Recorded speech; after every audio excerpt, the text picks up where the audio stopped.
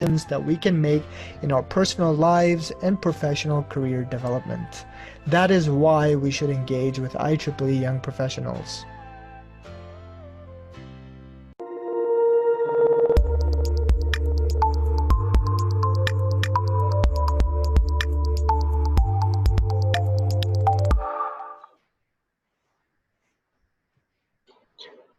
Hello, everyone. Welcome to another episode of our Meet the Young Professionals webinar series, where we invite the young professionals who were once part of the IEEE Bangladesh section and moved away from Bangladesh for the sake of their career.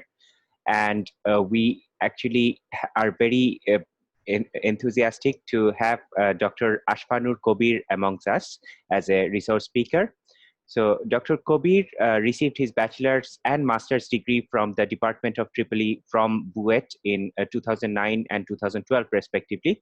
And he was actually a master's student of late Professor Muhammad Ali Chaudhry, who is renowned and universally respected in the Department of EEE. In 2017, he received his Ph.D. degree in electrical engineering from North Carolina State University, USA. From 2009 to 12, he served at the Department of EEE BUET as a lecturer, and then he switched career path and moved from academia to industry. Well, after his PhD, he started working for ABB US Corporate Research as a scientist from 2017 to 2020, and now he's working as a FEA motor design engineer at TurnTide Technologies in Sunnyvale, California. So without further ado, I would like to invite Dr. Kabir to give his talk. Thank you. Yeah, thank you, Sajid. Can you hear me all right? Yes. Okay. Let me start to share my screen.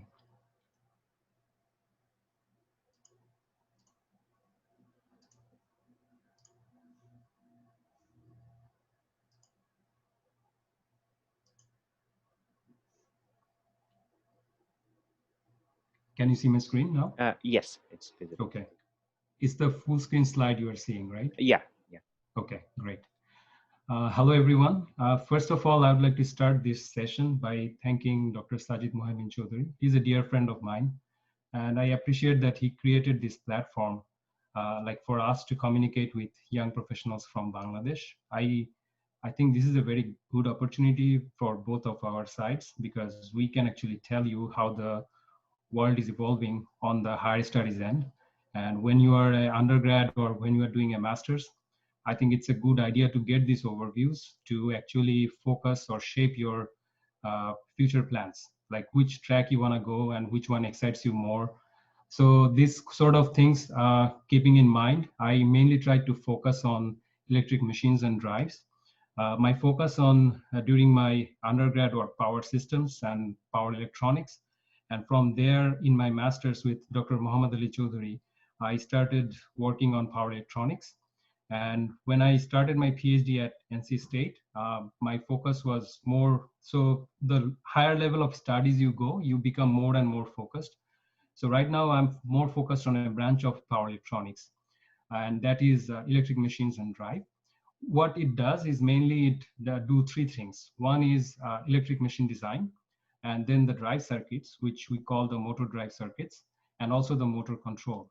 So these three elements are constituting this field, which we call as electric machines and drives. And if you think about the application areas for this field, it's actually very expanded and open space. So I tried to put some pictures just to show you like where we have electric motors and drives applicable. You can think about like any motors where we are trying to control the speed and torque, we will actually need a motor and drive. And that is where the R&D or effort in product development for machines and drives will come into place. For example, like if you see here, like we have electric propulsion, which is like in a very large scale, large motors, which actually tries to drive the ships. It ranges in the range of megawatts, and the voltage levels are also high, like our medium voltage is like 4.2 kV. And that's in the water, right? Like in the land, we have EV. So initially the initiatives maybe like 20 years back, it was like more electric vehicles. So you have a hybrid engine, but in combination to that, you have a motor which actually tries to generate some efficiency while you are like save some efficiency while you are braking.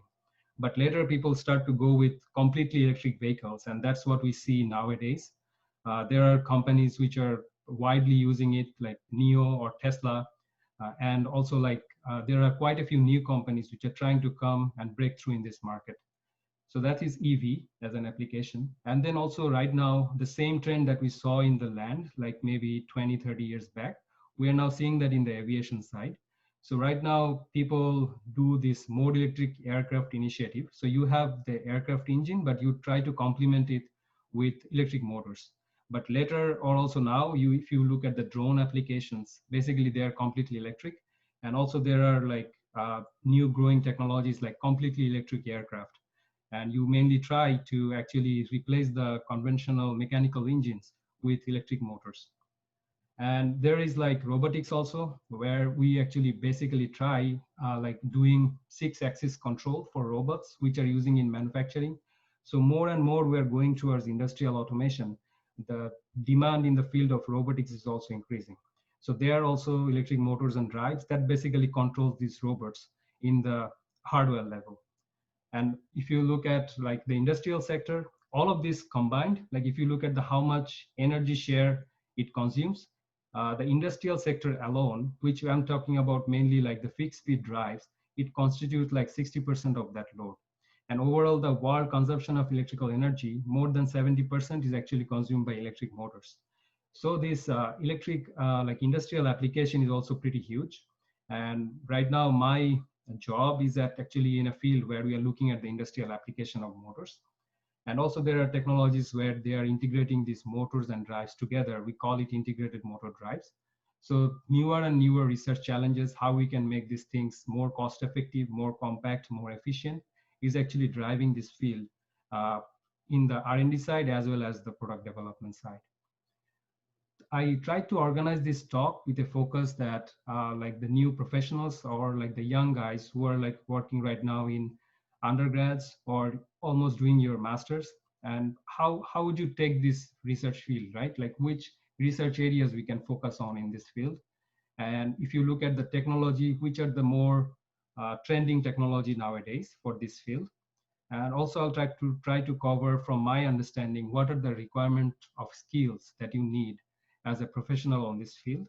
And because I focused on like undergrad students or like someone who is still in masters or like trying to pursue higher studies, I'll try to give you some inputs of like which steps you can take towards going for higher studies. So I'll start with explaining the motor drive system briefly. It's a very fundamental block. Like when we do our motor drive testing, we usually try to work with this kind of blocks. So the way we are starting is like, if you are controlling a motor, except any direct online machines, which you can directly plug into your AC supply and it will operate, all other motors will require a drive to actually control its speed and torque. So usually if it is a standalone system, you will actually need some electrical power supply, which basically giving the electrical power input, and your motor will actually convert it to mechanical energy. So that input is most common is you can use batteries. But if you are in replacement connecting to the grid, then you will need a grid connected converter, which actually will condition your level of voltage. And then as the second stage, you will have your motor drive to control the motor. The way this one is, this diagram is showing you is like what are the available other blocks that you need in addition to the motor or the motor drive. If you want to control this torque, you will probably need a torque feedback, or you will want to measure the torque for your testing purpose. Then you will need a torque sensor.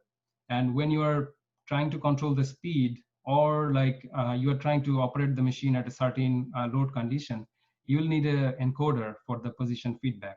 And this encoder can be like a digital encoder, or it can be analog resolvers. So it depends on which track you are, which way of implementation you are trying to do.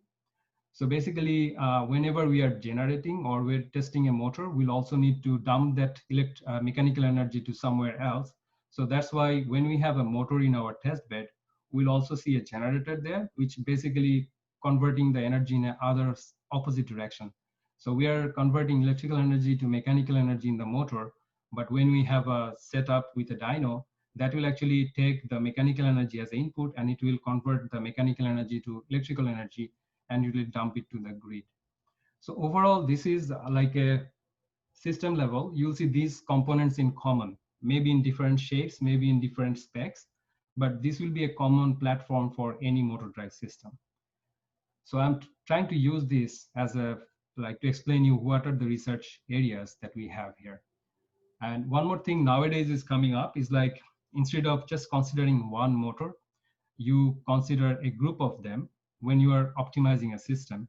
And basically what you try to do is you want to optimize each of these motor for the overall system efficiency improvements. And to do that, we actually need feedback from each of these motors, and they should be accumulated in one supervisor. That is a trend that is coming up. And basically this supervisor helps you to collect data from all these motors and try to give you an understanding about the system current condition.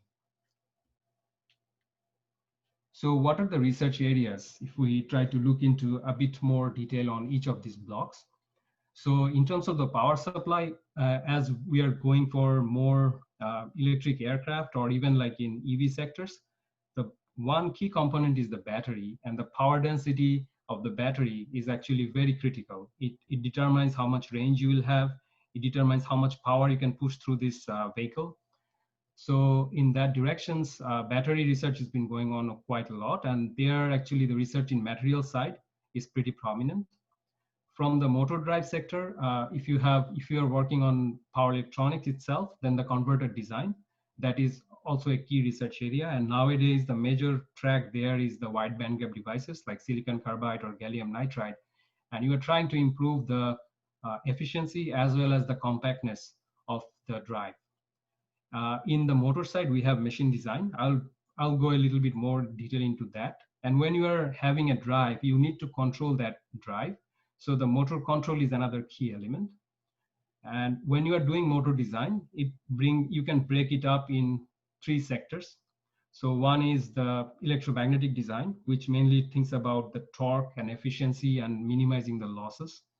Then you will have the structural analysis, or the structural side, which is mainly trying to understand like if the motor is reliable enough, whether it will break mechanically, or whether it will work like in terms of fatigue, or how much reliable it will operate under a long time. And also there is like noise associated with it. So the noise, vibration, and harshness, we call it NVH analysis, that is there from the mechanical side. You will also have thermal analysis there in the motor side.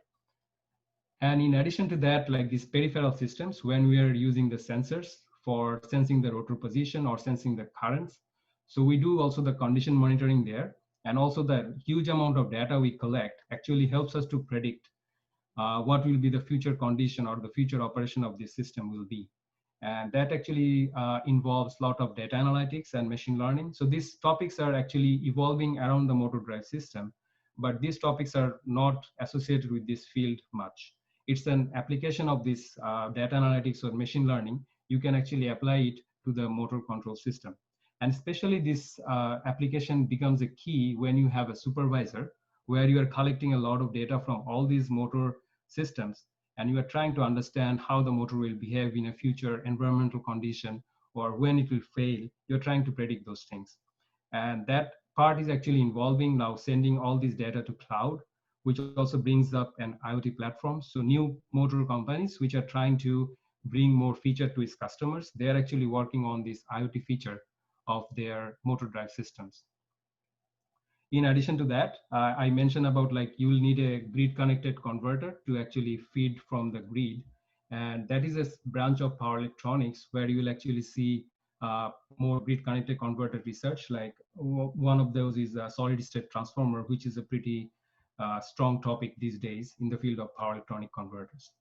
So my particular research area is mainly focusing on the motor design and motor control. So I'll try to focus on motor design and control in this talk. So trying to give you an overview of electric machines, I I understand, or I know like some of you are already familiar with this. It's just trying to bring you like what type of topologies are out there, and like more in the kind of like which applications are demanding which kind of topologies. So even from the very low power level to pretty much significant, like in the range of kilowatt level, we have surface permanent magnet machines. Even if in our computer, we have these small fans, we call them BLDC fans. Although we call them brushless DC, they are actually not DC motors. They have AC supply as an input. So these fields are requiring these surface permanent magnet machines. These are like really robust design. It has concentrated windings, non-overlapping structure, and this is prominent. And like if you look at the PM machine history, you'll see most of the development was happening in surface permanent magnet machine in the earlier days. From that, people started to move into higher speed machines, mainly for application in like automotive, or if you are trying to do like really high speed, low, like lightweight machines for aerospace. And that brings up like different topologies, like you want to bury the magnets inside to improve the reliability of this. And also like trying to have like a reluctance, which is an additional torque component, and to extend the speed range for these motors. So that brings up the IPM, or interior permanent magnet machines. And these IPMs are actually like a pretty uh, prevalent technology in the auto industry. Like I gave two examples from Chevrolet, which is like Chevy Volt, which has like IPM back in 2016 and there onwards. And also Chevy Spark in 2013, they started this rare earth IPM technologies. So it depends also on the materials of the motors, like which kind of material you can use, and that actually regulates from the cost point of view, and also like how much power density you want to pack in the machine. And in the industrial sector, which are basically what I'm thinking about, like the speed is lower, like maybe in the range of thousands RPMs, like 2000 RPM or so on. Induction machine is the most prevalent technology. The main reason is the induction machine doesn't require any permanent magnets. It's reliable in that sense, and also like it's not that costly, because industrial applications need a huge number of motors, but at a cheaper price. So in that field, induction machines are more prominent, but it has its own issues these days. Like you have the more lower reliability of this induction motor with the rotor cage, and that causes some failures. It has overlapping windings. That also is a reason to fail. But what are the alternative technologies coming up is in the synchronous reluctance motor. And ABB, where I worked before, launched this synchronous reluctance technology first in the industrial sector. And among all of these, the least technology that has been matured, because like all of these were doing well so far, is switch reluctance motor. The main fact about switch reluctance motor is like this is a really high power density motor. It has a concentrated winding feature like SPM, so that makes it more reliable. And switch reluctance motor actually had its share in the really high reliability applications, like in nuclear power plants, and like really high temperature applications where you don't want to stop your process because of a failure of the system or failure of the devices. And now, like the company I work with, TurnTide, we are actually trying to bring this technology to the industrial sector. So bringing the cost down and actually improving the performance so that the efficiency is much better compared to its induction machine competitors is actually the focus where we are trying to evolve with these switch reluctance technologies.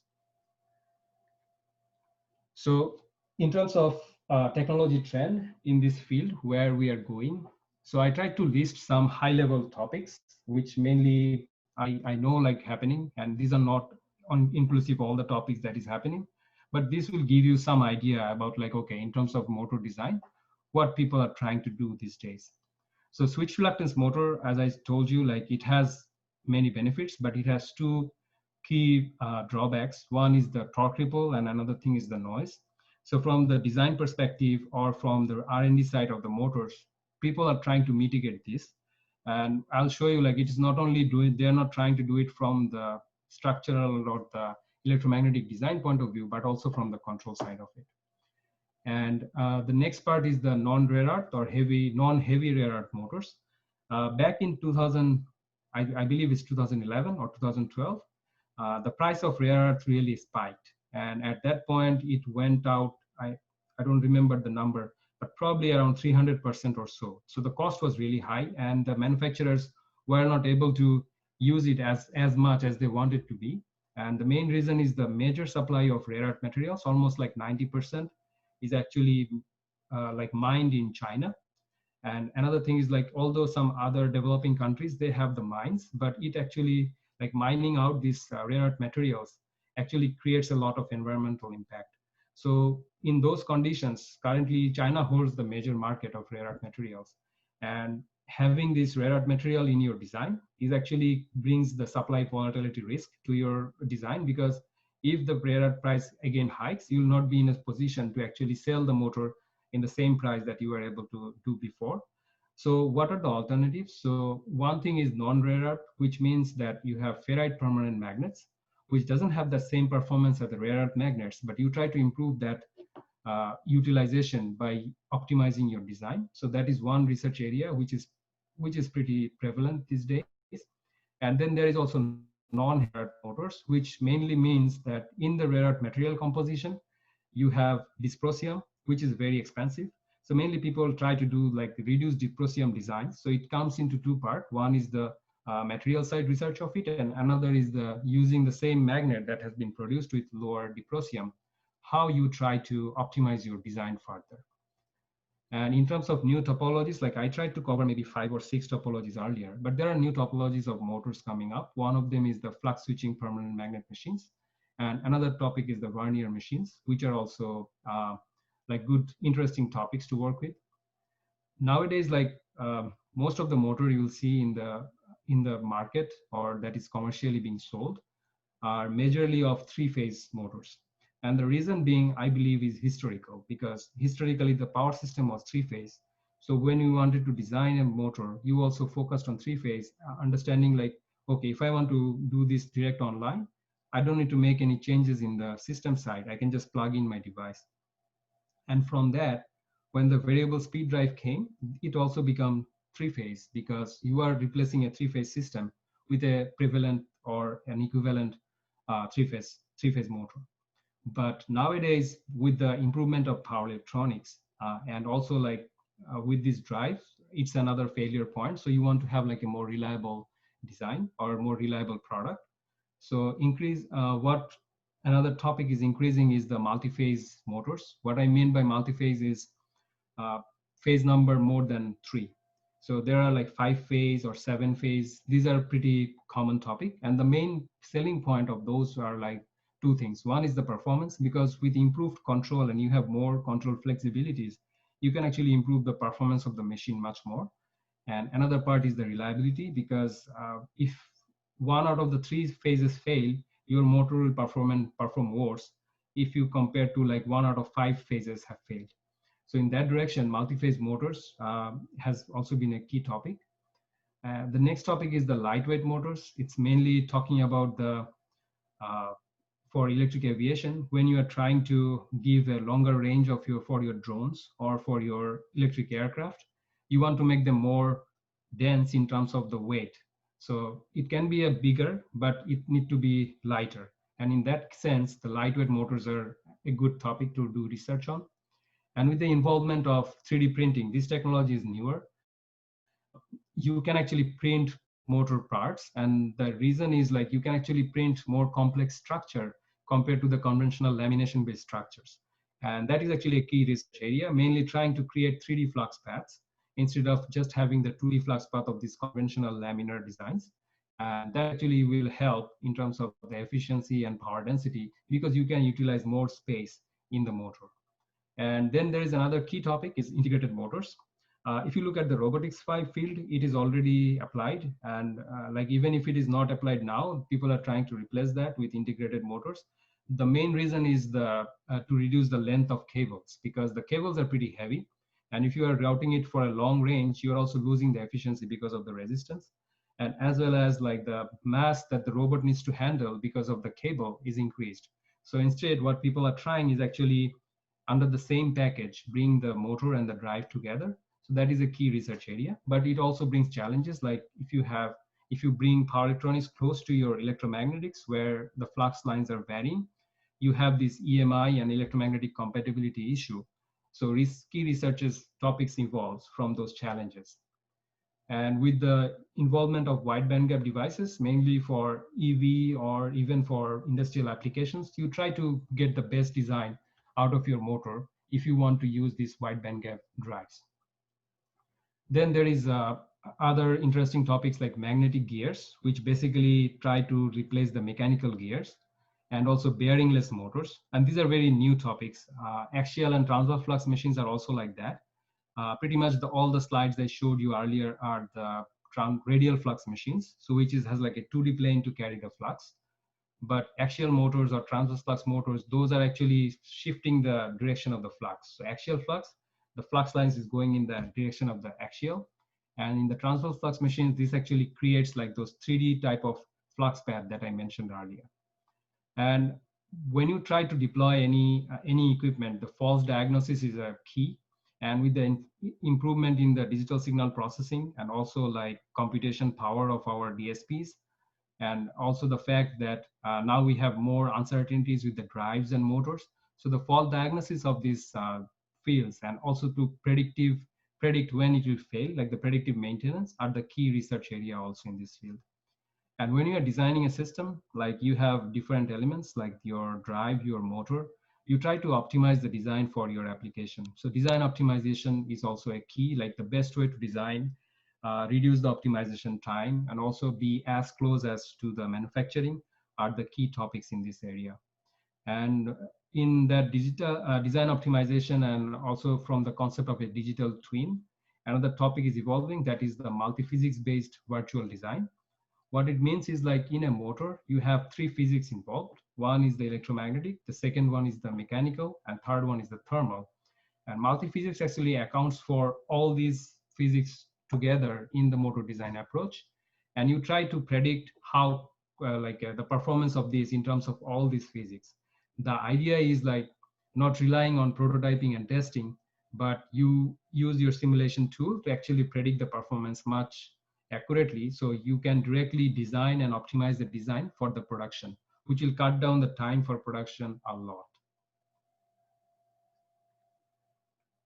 Now I'll switch gear towards the motor control. So what I wrote here is like,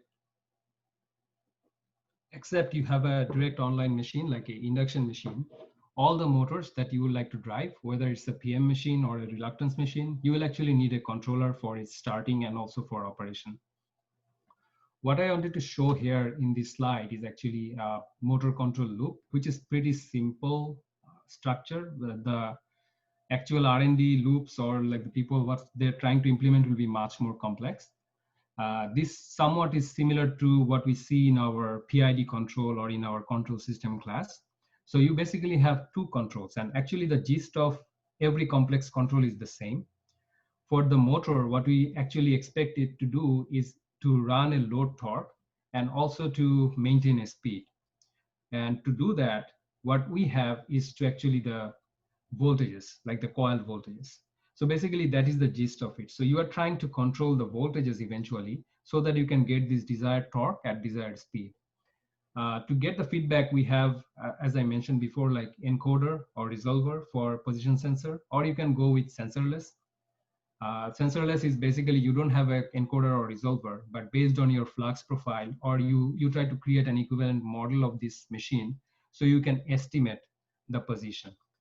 And there are current sensors, like you basically want to have, like if it is a three-phase machine, you'll have three current sensors, or basically two will do. And you'll try to actually get the feedback to see the command current you are giving, whether it is meeting that requirement. And the most common platform is like what it's trying to do is basically converting your speed feedback to a torque command, which will basically convert it to a current command, like this transfer function will convert it to a current command. And your current feedback is giving you the actual current. And your target is to actually maintain that current command through a current controller, which will give or spit out the voltages that is needed. So this is basically the essence of a motor control system. But in the next slide, I'll show you like in terms of the techniques, people are employing much more different things to actually implement this motor control. So in the field of motor control, what we see is sensorless technique is a key research topic. And the main reason for this sensorless technique is being like two things. One is like if you want to add a encoder or a resolver in your system, the price of your motor will also increase. And encoder resolvers are also like resolvers are pretty expensive. Even encoders are not that cheap. So what people try to do is like if we could use this computational power of our DSPs actually to run an equivalent model of the motor and trying to estimate this position. So that is a sensorless technique in terms of cost reduction. Another thing is like these are feedback loops, and in the real world, the feedback may get lost. Like you may lose the speed or position feedback. At that time, what would you do? So that's why the sensorless technique has been picking up, and more companies who are going for high performance, more reliable designs, they're actually pushing these sensorless techniques. The next topic is a pretty interesting one. It's a model predictive control. What it does is like in the previous slide, what I showed is like a PI control. You have the feedback and you try to you are trying to regulate the input, like regulate the error and trying to minimize it. What model predictive control in replace do is like basically it tries to predict it. So it has a model of the plant internally and which is trying to make a prediction about the future plan outputs. And what it does is like internally it has an optimized function. Like if you say, I want to minimize the current error. So it will try to optimize based on the options it selects for the future case. And it will try to enforce that particular control operation before the time. So what happens is like for the PI controller or the conventional control, you are in the lag mode. So what you get is like, what's the current status of my sensors, and then you try to compute the error and then try to feed it. What model predictive control does is like it's thinking about the future, what will happen next, and it tries to force that. What helps it does is like the control becomes much more faster, and also the overshoot happens with our PI controller. If you like, that's pretty common in all these control techniques. So that becomes much lower, and you can actually eliminate the overshoot and get the optimal performance if you optimize it correctly. But the challenge with this model predictive control is like it's very computational intensive, but the R&D side is picking up it a lot in terms of fixed switching frequencies. And also there are like two key topics. One is the finite control set and another is the continuous control set. So there are quite a good research going on in this field. And for switch reluctance motor, like as I told before, because this topic is a key and it has issues like noise and torque ripple, that has been a key research area in terms of current profiling or like in terms of controlling it much better without these overshoots. So how you can minimize the ripple or the noise of the motor. And then there is of course fault tolerant control, because if you have like a drive and you feel like, okay, maybe in the field one or more phases are failing, how can still be you'll be able to operate the machine maybe at a reduced load or a fraction of the rated power, but still try to continue your operation. And let's say for propulsion cases like EV or aerospace or even in electric propulsion, what happened is like this fault tolerant control is the key, because they want to have like multiple layers of contingency plan in their controller. Let's say even under fault condition, because it's out there, you don't have it stationed in a local land. So you basically try to be as reliable as possible. And that's where the fault tolerant control becomes the key. And there are like high performance modulation strategies like PWM, you use it for improving the noise, or there is a combination of PWM, PEM hybrid modulation techniques. So those actually are also like good topics in terms of the modulation schemes. Then there is like a peripheral topic like motor emulation. So basically it's the model of the motor, but you are trying to emulate it. So you don't need like the physical motor test your controllers. So that is also a good topic that people work on. And like I showed you this synchronous reluctance motor or switch reluctance motor. So they are reluctance machines, which actually generates the torque from its reluctance. Even IPM does some part of it. So if you have a saturated machine, then this reluctance ratio, which we call saliency, no longer behave as it was predicted or understood to be behaved. So how to control this saturated salient motor is also a key research area. And because more and more reluctance machines are picking up in terms of application wise. So this is a nice topic to work on. Then another good topic is only from the drive side is like online motor parameter estimation, because when you are designing a drive and you don't have the motor and you don't know which motor it will be used against. So what drive techniques or the control algorithm does is like when you are running it with a couple into a motor, it tries to put some diagnostic pulses in the motor and try to extract the features of this motor. And it has also these sensorless algorithms, which makes it more big of a research topic there. Current profiling for high performance applications, I mentioned for noise reduction or also for torque ripple reduction for switch reluctance motor. These are also a very nice topic. And control parameter optimization somewhat links to MPC or model predictive control, but there are other alternative optimization techniques for control parameters, which basically tries to improve these gains, right? Like if you have a PI controller, you try to do this PI gain control, and people have used multiple different optimization algorithms mainly to optimize it better than the previous one. And this research has been going on and on. So the main key driving techniques there is one is the reducing the computation time, and another thing is the improving the accuracy of this error or the steady state error that we get from the current feedback or from the position feedback. Now, this is my understanding of research areas or the technology that has been working on currently. Now I want to talk about like what knowledge or skill is expected from a motor design engineer or a motor control engineer if you are going in the real world.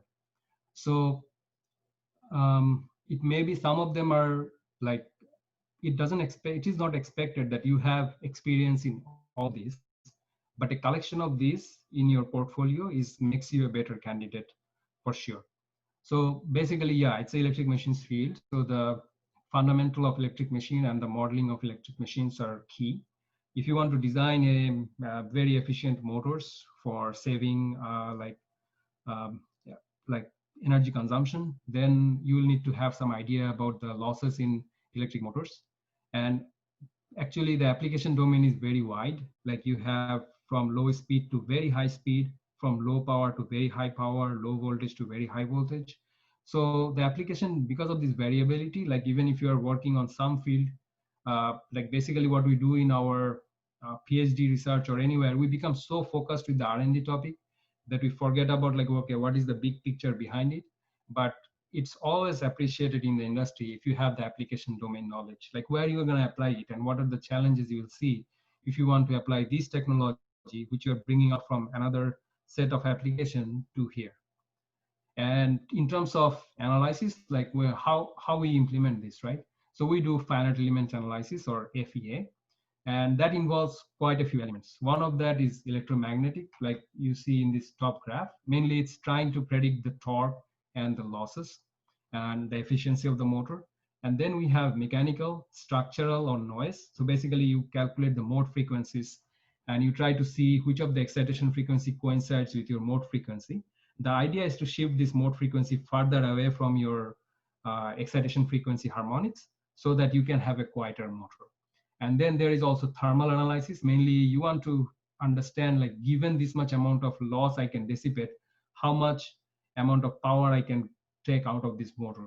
For industrial motors, the limit is like around 110 degrees Celsius or so. Like you don't operate beyond that point because otherwise your insulation of the copper will melt, or it will not melt, but your machine will have a poor life than before. So in those cases, like thermal or heat dissipation analysis is also required.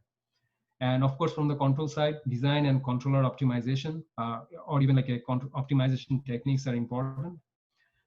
From as an undergrad, what I see is like, if you have interest or like if you have a good grasp on the control system in general, we had some course in the third year, I believe, is like signals and systems, or even before that. So that is a very good subject to have, like the Laplace, you understand the Laplace transform or Fourier, and also the digital signal processing, which actually gives you the understanding like how, if you have a continuous domain signal, how you're implementing it in the digital domain. So that knowledge is the key for a motor control engineer, for sure. So in terms of the tools, like for FEA, I can mention these because I sometimes use some of these tools. So like Altair is a company. They offer Flux, HyperWorks, HyperStudy. Flux for electromagnetics, HyperWorks for mechanical, and HyperStudy for the optimization. ANSYS is, I think, most of us are familiar with ANSYS. It has Maxwell for high frequency steady state and also for motor design, like this electromagnetic suite. And then also we have the mechanical part on it. And nowadays they're also offering OptiSlang, which does this optimization of the whole system. You can actually bring up both Maxwell and mechanical in OptiSlang, and you can optimize the whole system together there. COMSOL also offers similar platform, like COMSOL Multiphysics has multiphysics for electromagnetics, for mechanical, for thermal. They're also very good at CFDs, computational fluid dynamics. And also there are other softwares like JMAG. There is one tool called FEMM, which I used here during my PhD courses. And I think that is at least is a free software, and I think anybody can download it and access it to get his hands dirty, you know, like just try to understand what's happening there. How do you design a motor? And there are like some tutorials also which you can follow to get some understanding. So these will give you some idea like, okay, what the FEA tools we're using. And if you become an expert in one of these are actually a key to have like a very good knowledge on these fields. You will also have a very good knowledge on these tools. From the control system side or numerical or scripting, MATLAB is pretty strong. And I see like many of the control paper that are getting published, they do it in MATLAB simply. And that is a pretty strong tool to implement that. You'll have with MATLAB, you have Simulink, which is a block-based controller optimization. So if you have knowledge on this side, which is pretty good. And GNU Octave is actually a software which looks pretty similar to MATLAB, but it is a freeware software. So you can download it online and you can use it without paying anything. And I think that is very good to actually understand or see like how much the syntax works, or like getting familiar with these tools would be very helpful. Octave doesn't have any platform like Simulink, but Simulink or Plex, they offer some trials which you can at least try and see like, okay, how these softwares like operate. And having this knowledge is actually the key.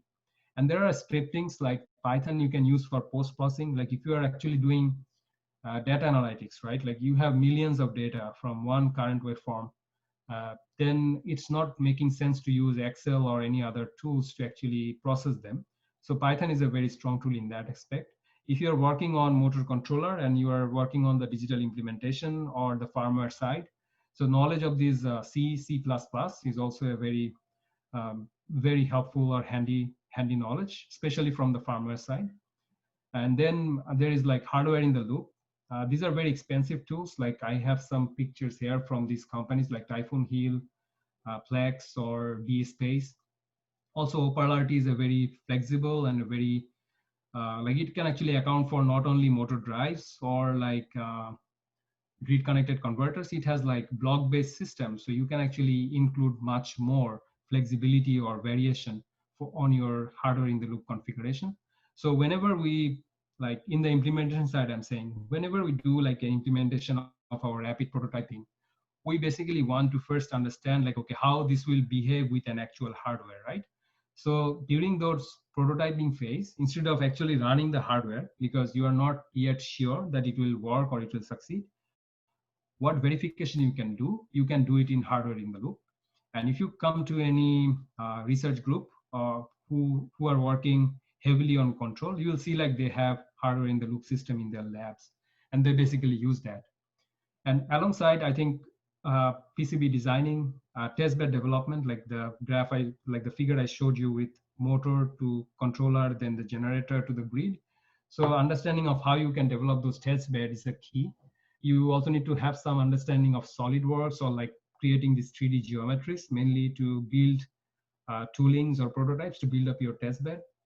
And motor buildup is also a very interesting idea. I don't think like everybody needs to have it, but if you get the chance to actually build a motor during your research, I think that is a very fulfilling experience, and also that gives you an edge over other candidates or other people. And also the testing experience, like how you separate the losses or how you measure the noise and how you separate it out in terms of mode frequencies. So those are also key things in terms of having the skills as a motor design or motor control engineer. That being said, I try to keep it high level, and these are, I know it's a lot of information to process, but these are like more of a set. You may have like a subset of it in your portfolio, and still I think it would be a good experience to have.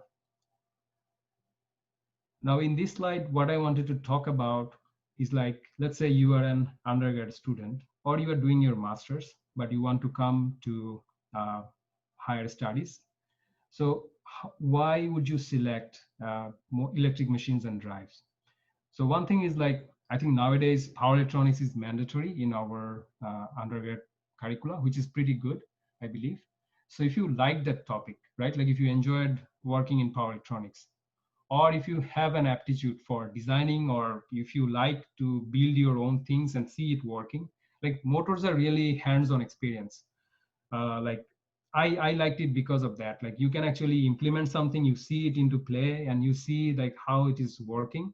That gives you a fulfilling experience. And if you enjoy that, I think this field is good for you. Like you will see that, like even if you're working on controllers, you'll see that reflection in the application field. So electric machines and drive, this is a high TRL level discipline. It's like you need to bring your concept to real life. And if you enjoy that side, I think this is a good topic for you.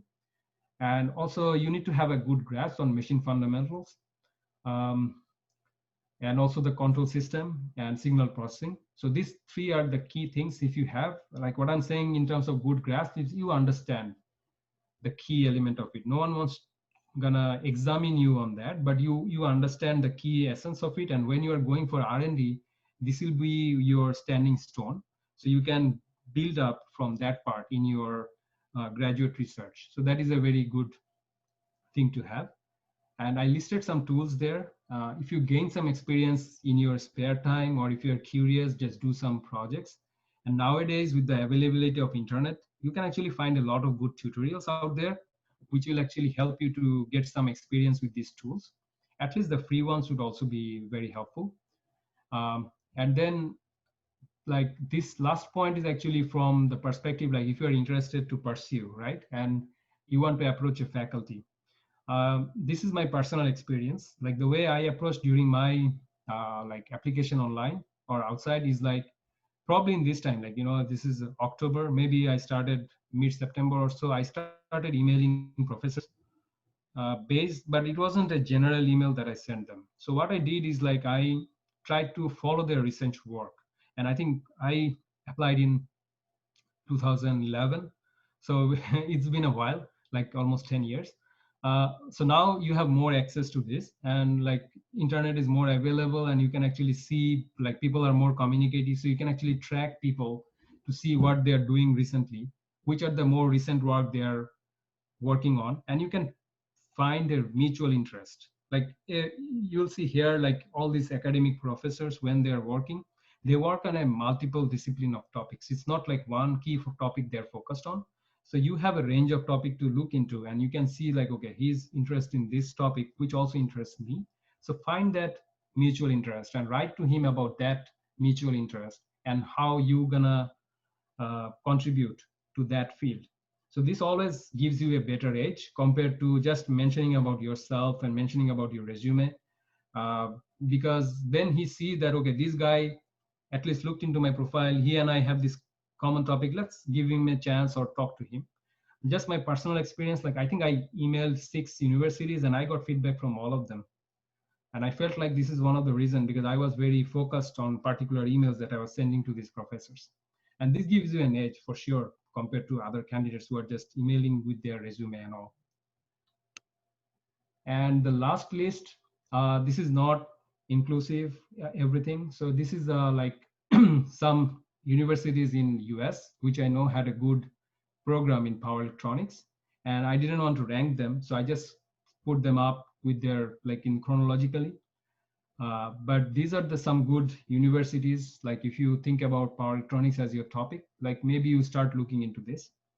The reason I put it here is like when I was applying, like it took me quite some time to actually screen out this information Like it is very helpful because I know like even now, not many people come for power electronics research abroad. I know the percentage or the number of people has increased over time, but still not that much prominent. And like this is a very interesting field if you like the hands-on experience, and if you enjoy that, it doesn't matter like which topic you are working on. If you enjoy that and you do a good work with your professor, eventually your career will shine. So the main point is like you have to have some passion or like some sort of likeliness for these particular topics. So yeah, that is all from my side. Thank you all for listening. Thank you very much, Ashfanoor. Firstly, that was a wonderful talk and nicely summarizes the overall field. And now the floor is actually open for question and answer. So we have some questions related to tools. I think you already covered it very nicely. So I would still ask Monirul, if you want to add anything more to your question, you can unmute yourself and ask.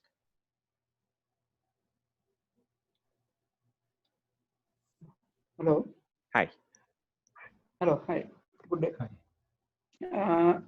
Actually, you mentioned several tools for the motor design. Correct. Yeah. Mm-hmm. Yeah. So actually, from among 4 tools, I mean, which will be the better? I mean, which will be the Mm-hmm. more accurate? I mean, I know every software will be accurate. If I give a proper input, then definitely proper output will become. But Mm-hmm. actually, which I mean, do you have any recommendation for software? Okay. Okay. No, I think you brought a very good point. Like if we model the problem properly, the very good output will come. And I completely agree with you. So like using a software, it has 2 parts. One is like you know how to use it, but another thing is like, do you know the domain? And it always comes to that. Like if you really being able to model your machine properly, you'll see like really good outcomes. And that is a very good point. I can give you feedback in terms of applicability, like how many people are using what, because you know if you are using a popular software, then your chance of getting accepted, or like if somebody else is hiring someone who is using these tools, so if it is a popular tool, most likely that company also have this tool already. So that gives you a positive position compared to others. So in that terms, like for finite element analysis, I would say if you just particularly look into, and it's a mix, to be honest. If you particularly want to look into like electromagnetic side, like loss, efficiency, torque computation, I would say Flux and Maxwell, these are the most dominant ones. From mechanical side, um, I would say, yeah, like ANSYS is pretty stronger there compared to Altair HyperWorks, like in US, to be honest. Like HyperWorks or Altair, this is a French-based company, and they have a very strong footprint in Europe. ANSYS Okay. is much bigger company than them, but the point is like in US, I see more people are using like mechanical side, using ANSYS more. I missed one part. No, I think I Okay. have it here. So Okay. yeah, Actually, and currently I use the NC's Maxwell. Uh, that's good. Yeah. uh, that's why I asked. Do you use it for Actually, what do you use it for? for induction motor and the BLDC motor also. And Mhm. actually, I want to know actually for sensor control. I mean, sensorless control technique. Could you Yeah. give any details? I mean, details means basic idea how sensorless control works. Okay. Yeah. That's a very good question. So to be honest, like if you see like the way we try to, so sensorless control, it will better work if your machine has a saliency. Like if you are working on a reluctance motor, it will work better. But also for induction machine and other like PM machines, what do they do is like they estimate the rotor flux. So if you go for a rotor like sensorless control, what you actually have to have is instead of this machine in your controller block, you will have an analytical model of this machine, which will basically try to emulate the position. So let's say you are forcing the current. So you still, like sensorless means you still have the current feedback. Like you know the phase current, actual phase current at a point. And based on the current feedback, like when the current is changing, you actually try to capture the trend of the current to understand whether, if you're familiar, like the D and Q axis, so which is the direct axis and quadrature axis. So that saliency will tell you which direction your current is aligned to, whether it's aligned to the D axis or in the Q axis. So basically the D axis is for magnetization and Q axis is for torque production. And your machine model that you are building in the controller will actually try to give you that position. So you'll have a inductance profile in your model, which will predict and tell you like, okay, you are in this rotor position, although you don't have a actual position feedback. For switch reluctance machine, I can tell you a different way. Switch reluctance machine is a like very highly salient motor. So the rate of change, because it's L didt, right? So if your inductance is high, your didt or the rate of change of current slows down. So in switch reluctance machine, the way people control it is actually they look at the didt slope.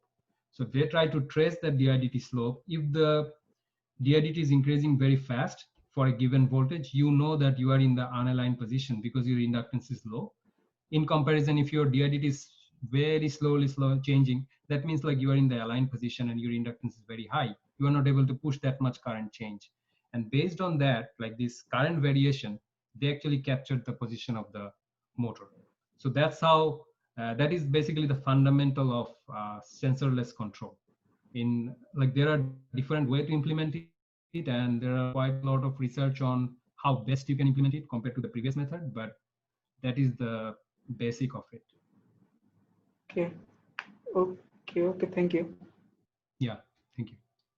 Okay, next question in the chat box is from Mohammad Rashidur Rahman. So if you could, I don't know if you can unmute yourself. I don't see the option. So I can just read the question here. So have you any details idea about refrigerator motor trends? Refrigeration? Yeah, motors refrigerator related to refrigerator, or I guess air conditioning. Okay. So, yeah. Yeah. So yeah, I don't have exact idea, but I'll put refrigerator in the industrial segment of motors. And this will be like a custom frame design. So basically, like when we think about industrial application, there are two different tracks. One we call like in terms of replacement, we call it retrofit, or we call it like a standard frame designs. So IEC and NEMA, if you search online, like IEC frame sizes or NEMA frame sizes, you'll see like there is a list of frame sizes, and also it pretty strictly define what will be the dimension of your motor. So if that is the case, where would they apply? They mainly apply for HVAC, like if you think about like the rooftop units, or like if you have a plant where you are using the conveyor or belts. So there you can have like these fixed frame motors to be applicable. But for the component level, like as you mentioned or you asked about the refrigerator, so for these components, you actually design the motor in a custom frame. So what does it mean is like, it no longer holds to this IEC or NEMA frame sizes. You have a different aspect ratio. So that means the width to height ratio would be different. And what you do there is basically you understand the load demand. Like I can give you an example for from the pump side is like your speed loop, or like from a fan side. Basically, the higher speed you go, the more torque you will need, because it's mainly trying to overcome the friction and windage losses. So in those cases, like you'll have a load curve. And if you look at like refrigerator load curve, I'm sure like if you do some good search, you'll be able to see that load curve. And to design a motor there, you'll have these two specifications. I'm talking about refrigeration, but it will be applicable to any other custom OEM applications. So basically you'll have two specifications. One is this speed versus torque requirement, like how much torque I need. And they may give you in terms of force of like this condenser or compressor force, like how much force is set to flow. You have to convert that to the torque requirement of your motor. And then they'll provide also you this specs of the area or the volume of where you can put this motor in. So it will give you like a OD, outer diameter, and also the stack or the motor length or the frame. So within that limit, you have to design that for meeting those particular conditions. And that's how basically we design for OEM applications. And I think this will be also applicable for refrigeration motors. Hello. Hello. Yeah, we can hear you. I'm Munir. Actually, Okay. Yeah. could you give some best, I mean, philosophy behind to increase the motor design to increase the voltage level, I mean, voltage range, and how we increase the voltage range? Like we know the nominal voltage, and there is a range of voltage motor can operate, and how could we increase the voltage range?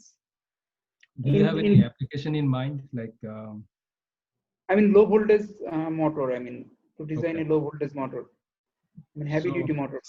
the reason I ask is like, let's say for industrial, the voltage ranges are pretty fixed. Like you either have, like in US, you have either 460 or 230 volts, or even in 208 volts. Like if you go line to neutral, these actually converts to very specific DC-DC voltages. And if we are having a drive, it will have that much voltage only in the drive. To extend the voltage range, usually what people do, and I've seen that, is not in industrial, because the cost is prohibitive. It doesn't let you to add additional stages. But let's say for extended speed applications to boost up the voltage, for EV, I can see that that may be some field where this application can be, is like you may have 650 volt bus, but you want to increase it. And then basically it comes to the power converter. For motor or motor controller, its voltage is always an input.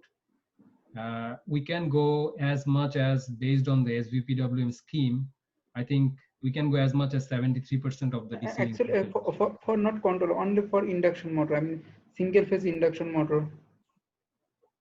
Yeah, like what I'm saying is, like for motor, it's an input. Like we don't have a play to change the voltage for motor side.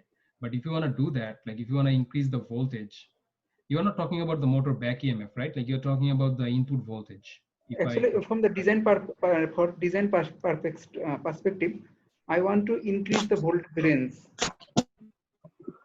So Monirul, the voltage range is always an input to the motor design. Yeah.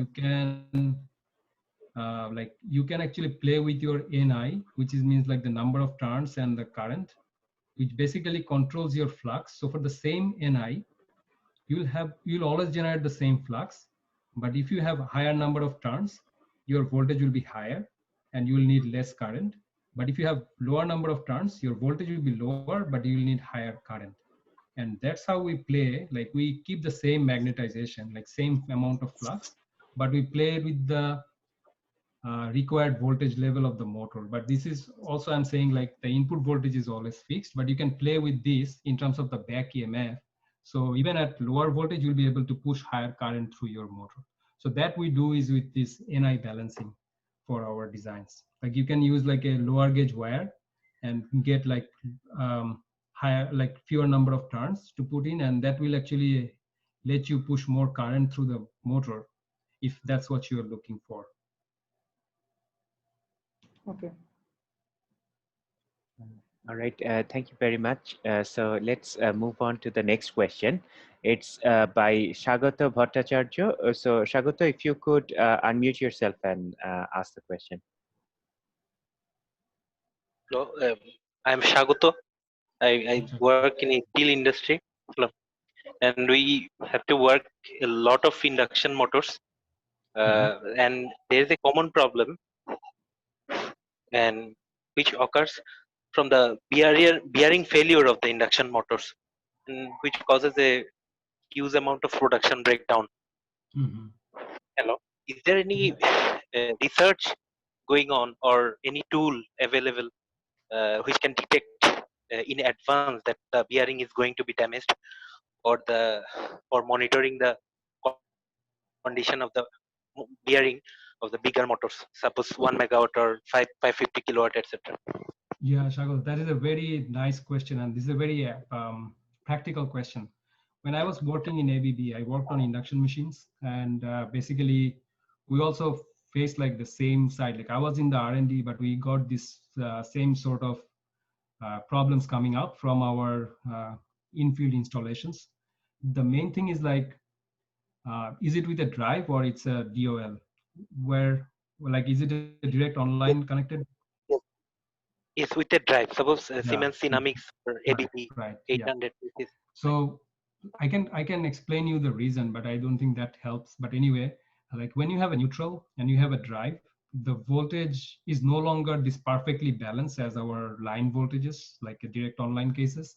So these imbalances actually create that circulating current through the neutral, and the path the motor finds is through the bearing to the ground. So basically you are actually dumping a huge amount of current from your motor to the ground through these bearings, and that's where the arcs happens and your bearing like goes down. But what is the solution, right? Like that's what we are thinking about. So there are quite like good solution is a SRM where my current company is working now, because we don't have this neutral connection in our converter. If you look up a SRM converter, it has all these windings independent, and basically they don't have this neutral current from voltage imbalance anymore. But to answer your question, like whether we can detect, I agree, like yeah, and we can detect this bearing failure prematurely. Like you may have some head start on these bearing failures if you actually capture this partial discharge. And we don't need to do any R&D as of now, because there are products like it's I think it's a microphone, and it's like a some companies sold them. I don't have those name in my mind right now, but you can search for bearing fall detection. And also like there are certain kinds of bearings that has this insulation inside those moving surfaces, which actually create a higher voltage level. So the current arc doesn't pass through there. So it increases the reliability of this bearing. So this is one solution. And to detect these problems, there are companies which offer this tool. So basically it's a tool with a microphone. And while your motor is running, if you bring that microphone, it also has a UI, like user interface, where it shows you the health of the bearing from capturing or analyzing the noise, which is a pretty good tool. And I think many companies, like even here in US, some companies uses them to mainly predict, like if we have to predict the lifetime of the motor. I understand this is a big motor you're talking about, and like the machines are not that cheap, but if you have like quite a multiple of them and the problem is pretty serious, you can consider those as a solution.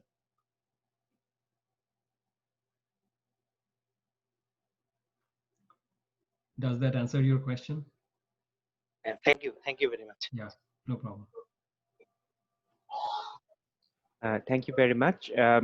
We have a couple of questions regarding the recording of the sessions. As I always tell in our Meet the Young Professional series, that we typically record the sessions and then show it. Can I make another question?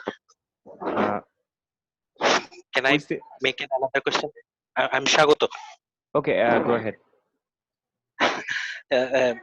Actually, with a suppose with a motor, with the induction motor, and suppose a VFD with Siemens Dynamics or ABB US 800, can you please suggest some research topics that can be done by me only with I mean taking measurement, taking suppose currents, voltage, that feedback, and can you please suggest suggest some research topic that can be done using only a motor running by a VFD?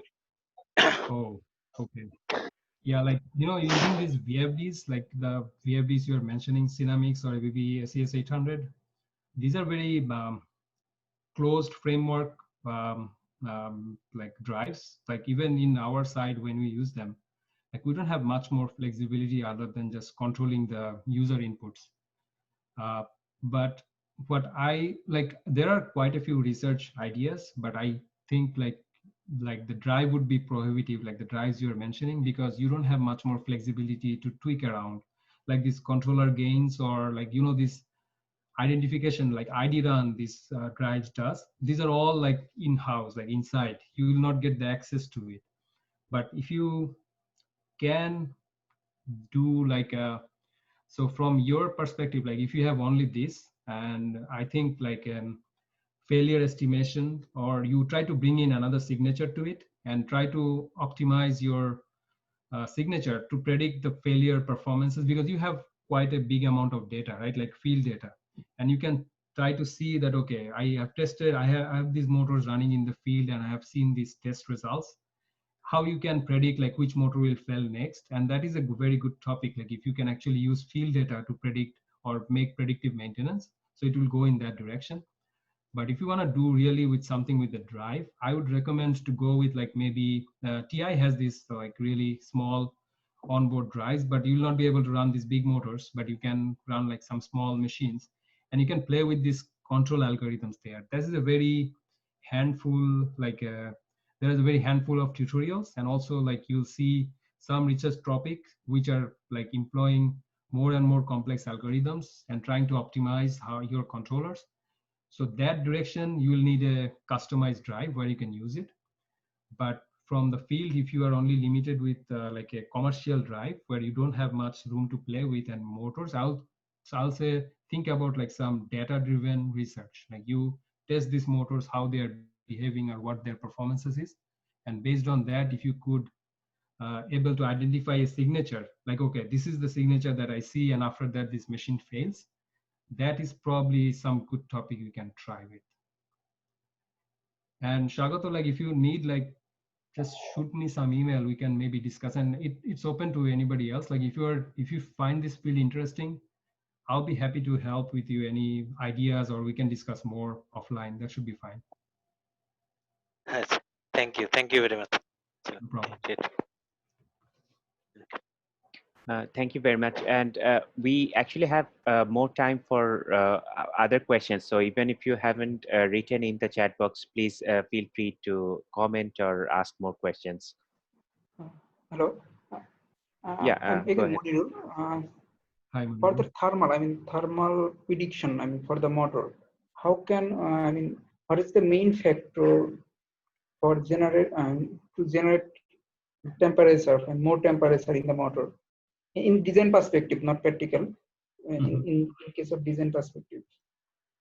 And what is the, which is the major parameter behind the raise temperature? Yeah. Okay, that's a very good question. So let me explain it to you this way. So the thermal, like the raised temperature, means like the temperature gradient compared to the ambient will be higher, right? So basically, that temperature, we cannot go much higher. It mainly comes from the material of the machine. So we have some limitation in terms of the insulation, because we want to run it reliably for a long time. So usually for TEFC, or totally enclosed fan cooling system, I think the limit is around 110 degrees Celsius. Like that's how the industry actually regulates, like this much heat your machine can bear for the rated load condition. So keeping that in mind, how you can increase the temperature in your machine is like, if your machine is more compact, so how the temperature dissipates in a motor is like, you have this outer volume, right? Like you have your end plates and you have your outer peripherals, like the circumferential frame. So that is where your heat will be getting dissipated. And based on that, like what I have seen is like, if you want to make a more compact design, then because of this compact area of your machine, your temperature gets much more higher, because you don't have that much area anymore to dissipate your heat. And the source of this heat is actually in the machine, right? Like in the losses. So it depends also on which which range you're operating, whether it's a high speed machine or a low torque machine or low speed machine. But typically for industrial motors, the copper loss or the I square R loss in your conductors are the maximum. It's around the range of 50 to 70%. The next big loss is your core loss. It's coming from the hysteresis and eddy current losses in your core. And then the third order loss would be your mechanical loss, like the friction and windage losses. So if these losses are the main source, so you can think like, if you reduce the amount of copper in your machine will get more heated, because it has fewer copper to consume, and its resistance is higher, it generates more loss, and your machine will get more heated sooner. So this analogy you can use for other losses also, and you'll get the idea like which one gives you the most high heat or like most heat in your motor. Yeah. Is there any thumb rules?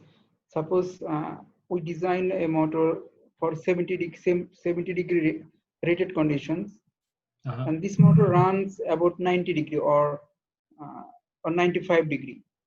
Yeah. And then what will be the lifetime? I mean, it reduce how many year? I mean, how yeah, how I would think this is more like the reliability question, right? uh, So basically, what the numbers I told you, like 110, that is coming from this reliability study by IEC, International Electrotechnical Committee. They published some white paper or like some regulations that basically restrict this, because industrial motors are designed to be very reliable. Like let's say 20 years, 30 years, you don't need to worry about your machine. And from that perspective, this number came. I don't have a idea what the exact question you do, but I would recommend you to look into like IET regulations, or like what IEC mentioned about this thermal temperature rise. There would be definitely, you are right, like there would be definitely a reduction in the lifetime if you are operating a machine at higher temperature. But I don't have that exact number, but I believe the IEC document should give you some understanding on that. Monirul, if you don't mind, could you introduce yourself, like where you work or study? Yeah, currently I'm working as a motor engineer at Walton. Okay. Yeah, and for induction motor and BLDC motor. Okay. That's very nice, Monirul. I think like please reach out to me. We'll talk more about this, and offline I think I can, if I have some time, I can give you more information for sure. Okay. Okay. And it's actually wonderful that we have industry audience today, like Shagoto and Monirul. Thank you so much for coming to our events. And I hope if you guys are not IEEE members yet, please feel free to join IEEE so that we can continue to bring industry speakers and then make this bridge happen more. So Okay, sure. thank you. And I would like to briefly share my screen. And after that, we would like to take a group photo, a virtual group photo with the speaker. So firstly, let's share the screen. So this is our way of thanking the speakers. So this is a virtual certificate of appreciation presented to Dr. Ashfanoor Kabir. So he's presented today's talk wonderfully, and not only he spoke all the technical details of working with motors in terms of an electrical engineer. Also, he gave insightful advice to potential young researchers and young graduate students how to approach the problems and how to go abroad and study in this topic. So we gratefully acknowledge Dr. Kabir's contribution and would like to present this certificate to him. Thank you so much, Sajid. Yeah, this looks wonderful. Thanks a lot. Thank you. And I would like to invite everyone, if you're comfortable, please feel free to turn on your webcams. We would like to take a group photo now with the speaker. Sorry, I'm sitting, my window is on the back, so it's a bit dark, but I hope it's all right. No problem. Hi, Shagoto. Good to see you, Shagoto. It's been long, yeah? Yeah. Good to see you. Yes. Okay. And we have Dr. M.A. Awal. He graduated actually yesterday. He did defense yesterday. Oh, congratulations, So Awal. congratulations, Awal. Yeah. Thank you. I'm so glad you could join us. Thank you. Sure.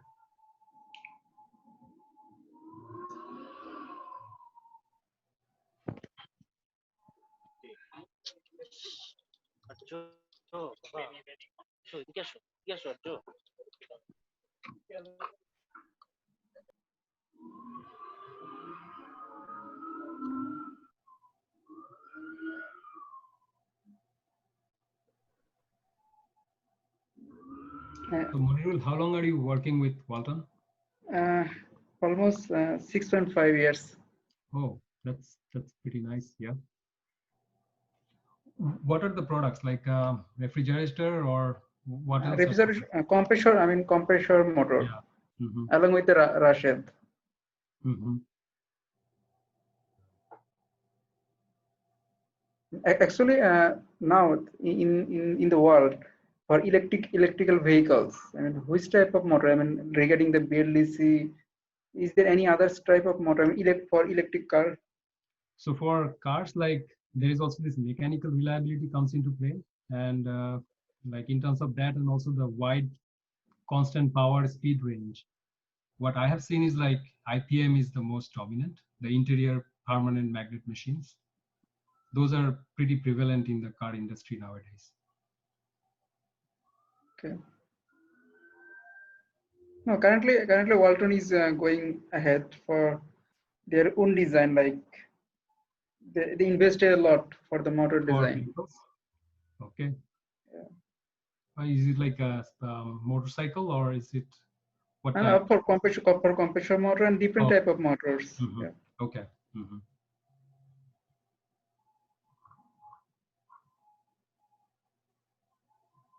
That's actually wonderful that we could get industry speakers. So I also had this idea that I would invite the different industries that are in the country working on specifically on motor design or a semiconductor industry. I think Walton fits both of them. So we would like them to tell us more about what they are doing in the R&D and engineering side. And hopefully, Monir, please give your email in the chat box. We would definitely keep in touch, and hopefully we would get more speakers from Walton regarding our young professional activities. Okay. Already I sent a feedback. Okay, great. So we'll definitely keep in touch. And if there is no other questions, we would like to conclude the session and thank our speaker and all the participants. Thank you so much for joining us. Okay. Yeah, thank you. Thank you, Sajid, for organizing this. It was a really good experience to get the chance to talk to everybody. Yeah, thank you. Appreciate it. Thank you, and have a good day, everyone. Yeah, Okay. bye now. Bye, guys. Thank you.